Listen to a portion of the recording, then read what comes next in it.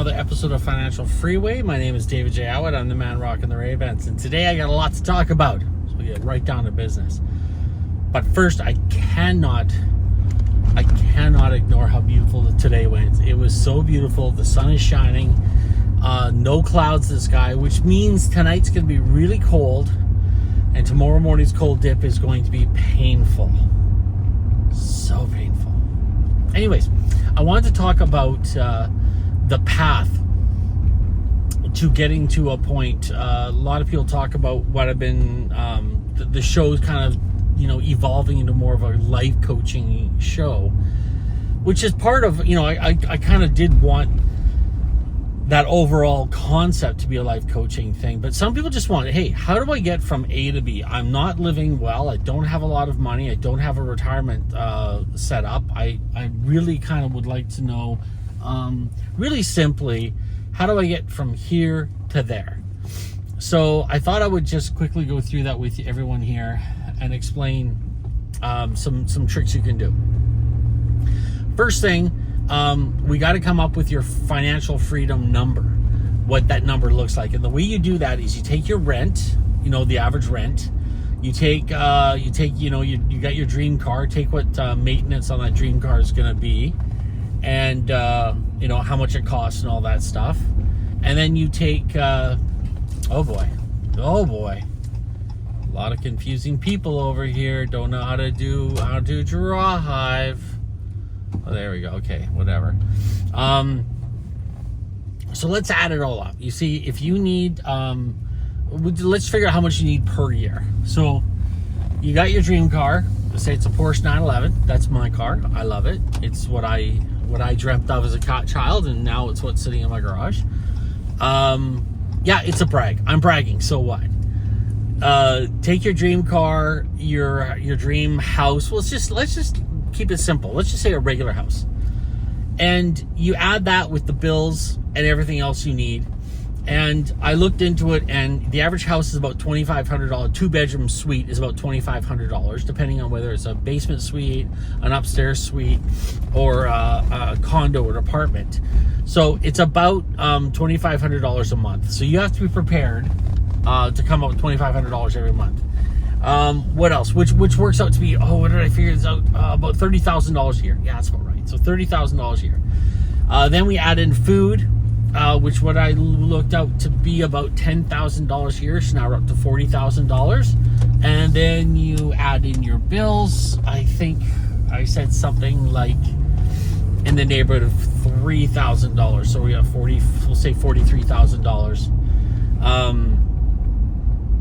Vacations, if you want to take a couple vacations, that's going to be about $5,000 per vacation if you're going with two people. So you say you take 3 vacations a year, nice vacations, nothing too extravagant, but an all-inclusive down in Cancun kind of idea, and you're looking at about $5,000 a pop, say $15,000. So now where are we at? We're at 40. What did I say? 43,000 and 15 is $58,000. Now, what else are we going to add on? I think I added it all up. I already did this, and I'll put this on in the comments too, because I already did all this work. But you basically, to live in Canada in a 2-bedroom suite, whatever that might look like, with taking a couple vacations every year, I'm not throwing in kids or pets or anything like that. Let's just leave that out for now. Because say you had kids, but now you're talking about your retirement, how much you need for retirement. Now, I did this in my conversations with Keegan. I actually figured this out basically. But you need about $70,000 a year today, in today's cash, to live comfortably. So you got $70,000. Now, if you, I think it was a little bit more, but I think let's just say $70,000. If you want to know how much money you need to have that money coming in every year without stopping, that's $70,000, you need to multiply that by 25. So if you multiply that by 25, what do we get there? 25. And the reason we multiply it by 25 is because it's called the rule of 25.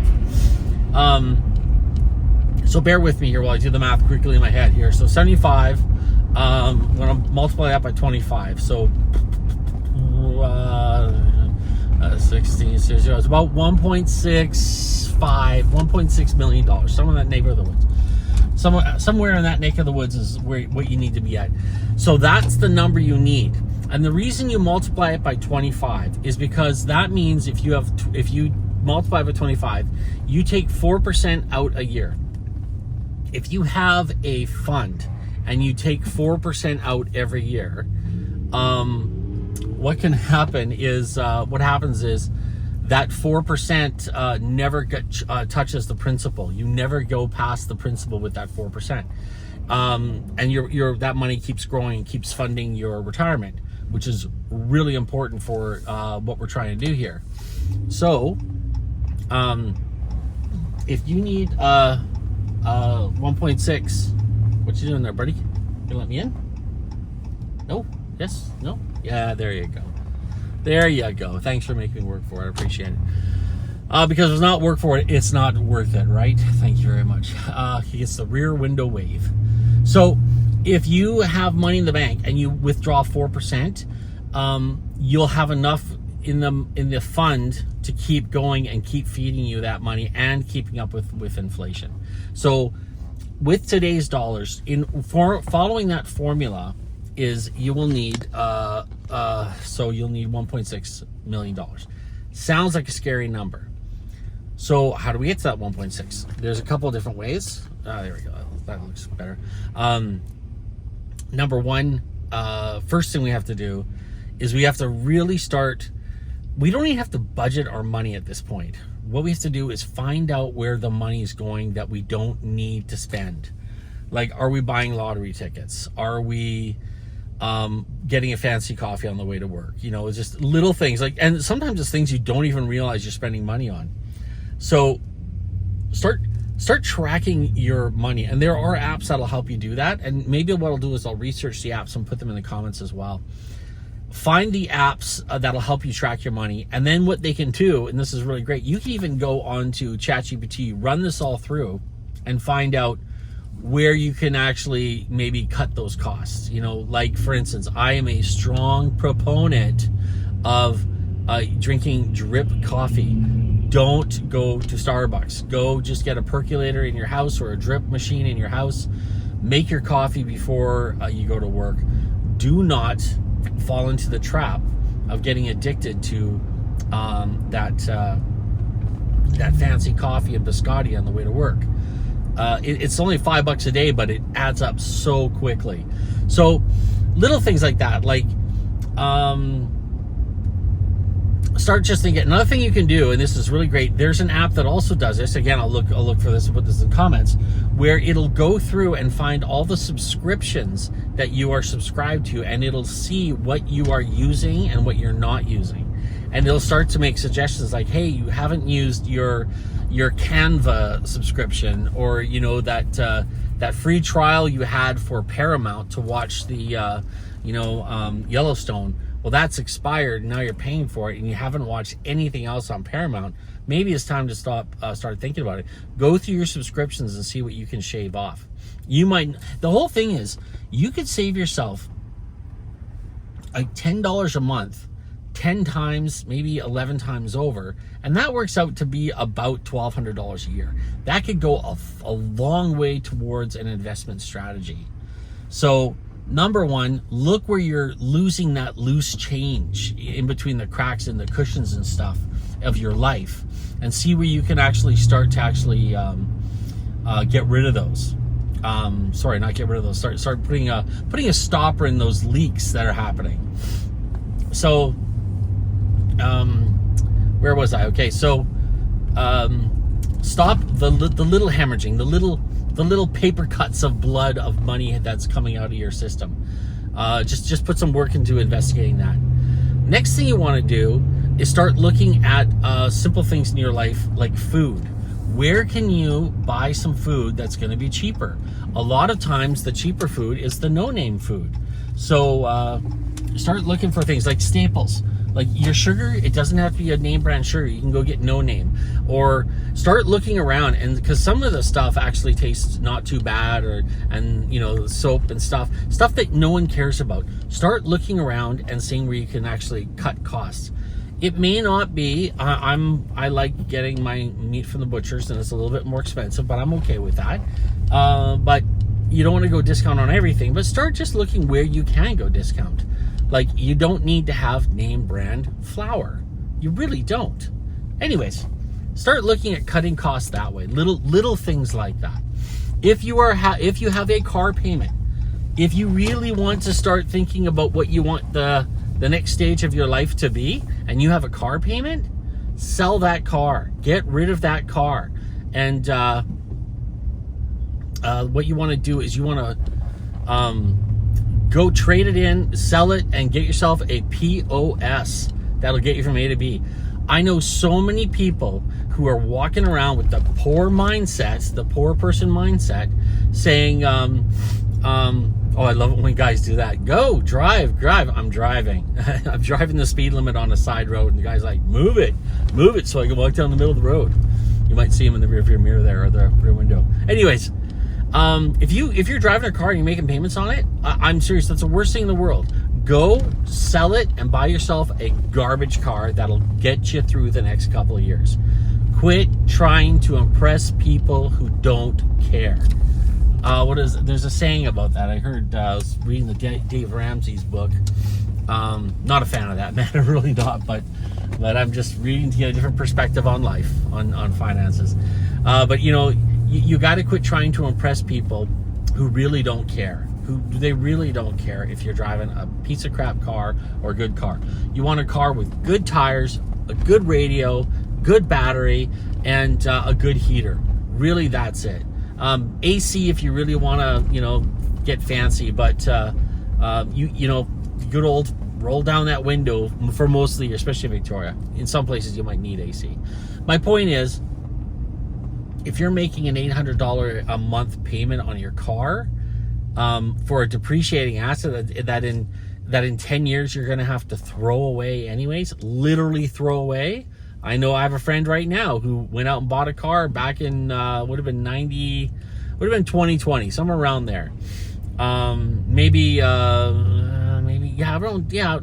2000, sorry, around 2000. So it was a while ago. She bought this brand new car, made payments, paid off the payments, loved it, drove it into the ground, threw it away when it was done. And now she just went out and bought another new car, brand new car. And now she's going to make payments on it. Those payments can go so far into creating a life of wealth and freedom for you. Really consider that. How badly do you need that new car? And if you're one of those people who say, well, I run it through the business, I write off maybe so. Maybe you can do it that way. Maybe you're fancier than I am. But honestly, my number one thing is, if you can't pay cash for it, don't buy it. Warren Buffett famously said, if you can't buy it twice, you can't buy it once. So think about that. So you buy a garbage car. Another thing you want to do is you want to start learning how to house hack. This is really powerful stuff. And I just did the math on this the other day. If you're in Calgary and you rent a place, the average 2-bedroom is about $2,300 a month. You can Airbnb one of those rooms. You can also rent it out to have a roommate. But if you do that, really, really make sure. One of the things I'm really passionate about is tenancy law. And you really have to be careful about what the lease agreement is. If you are going to be renting to a roommate or doing a short-term rental, you have to get permission from your landlord. Make sure you check the local regulations as well. Because they change from municipality to municipality. But if you can rent it out, if you can short-term rent out, this is what I found out was amazing. If you rent a place out and it's $2,300 a month, if you Airbnb it, and I looked on this, these are real numbers, you can, a 1-bedroom in Calgary right now on Airbnb is going for about $100 a night. If you can get that place rented out for, and again, this is what I've double-checked this, a 70% occupancy rate, which is about average, you're looking at about $2,000 a month, a little bit over $2,000 a month coming into your pocket.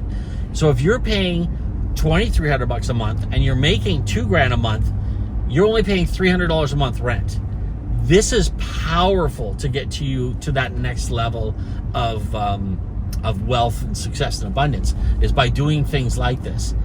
Now, a lot of times when I talk to people about this and I talk about house hacking and hey, rent's expensive, well, why don't you Airbnb one of your rooms? The first thing I hear out of people's mouths is, I like my privacy. Fine. Is your privacy worth a comfortable retirement? If so, fine. Don't worry about it. Forget what we're talking about here. I'm talking about making short-term pain to get long-term gain.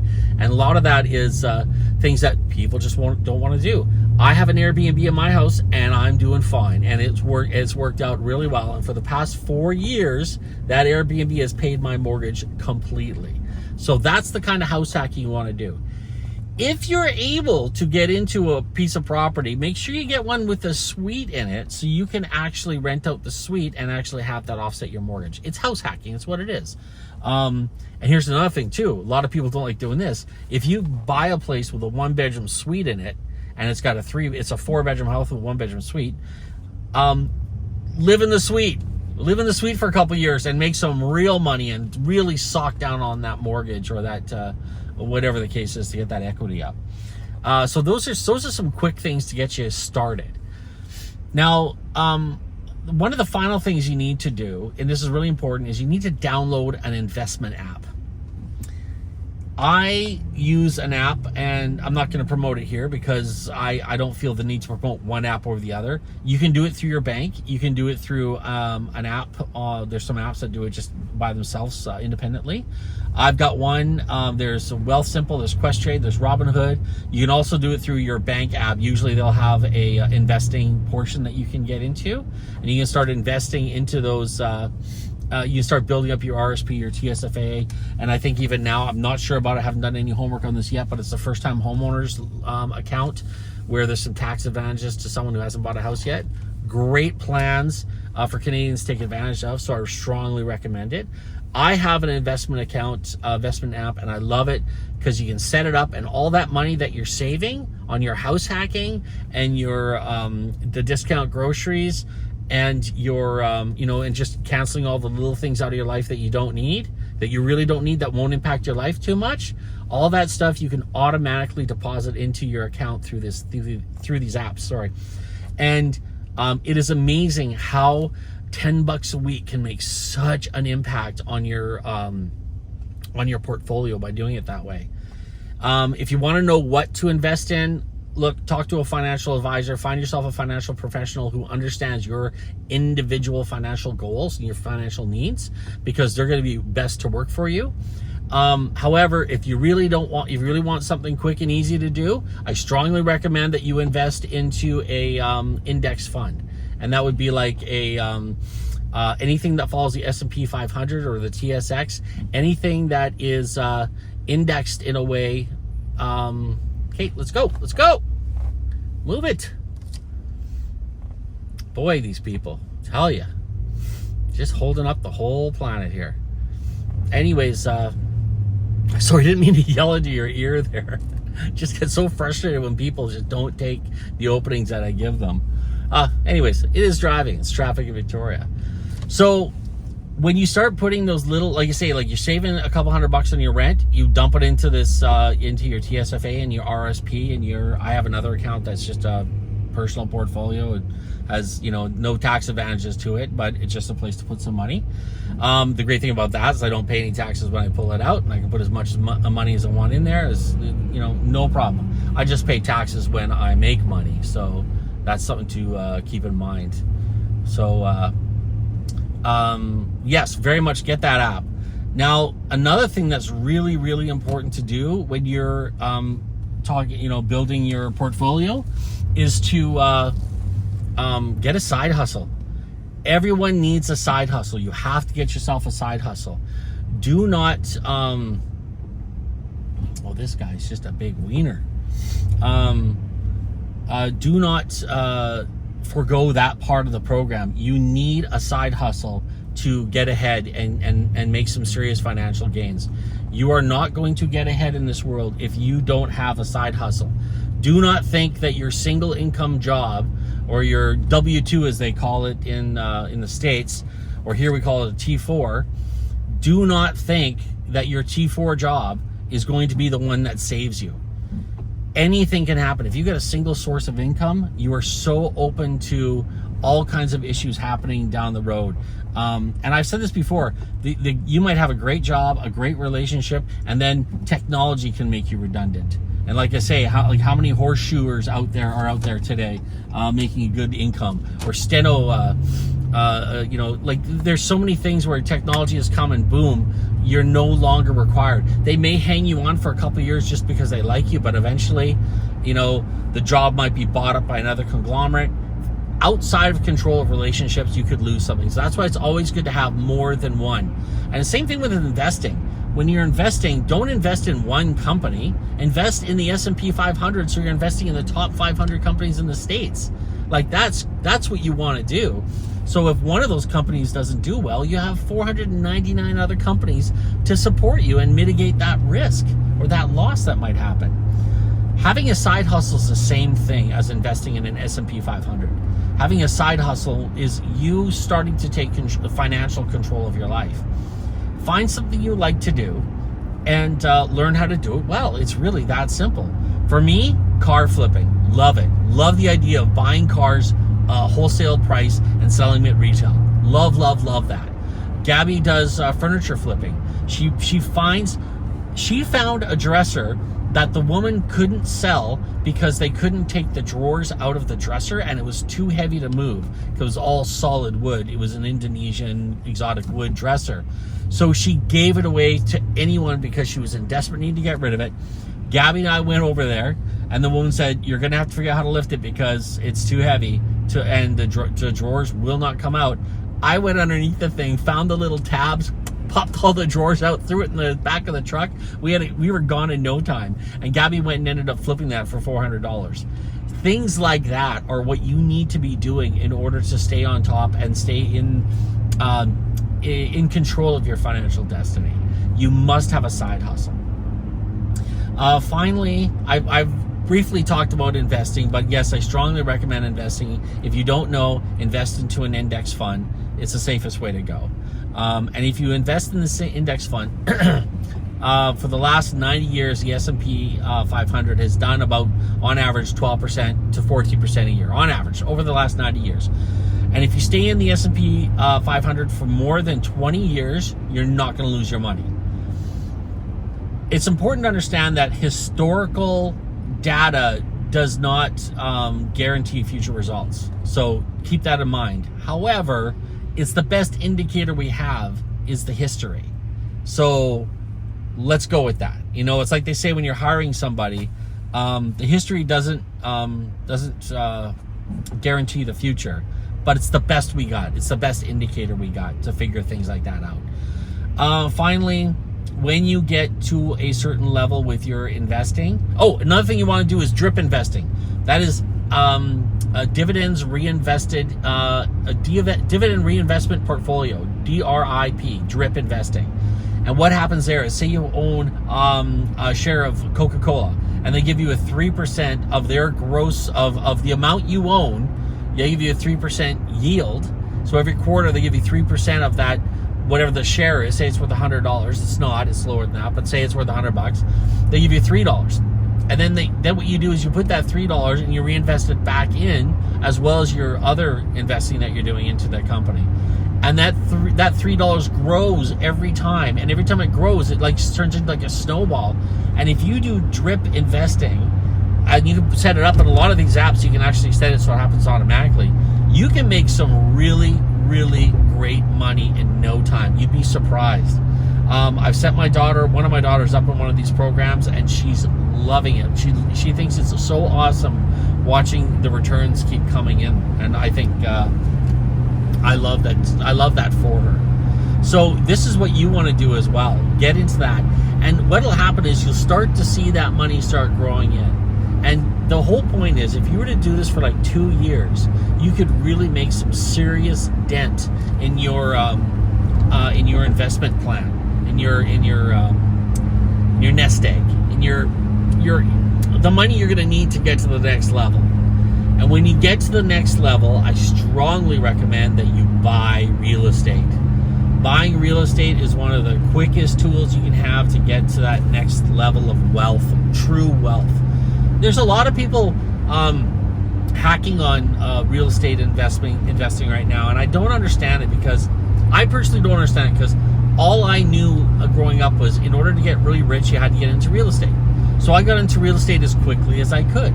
So the quicker you get into real estate, that's what I thought, the quicker you are getting rich.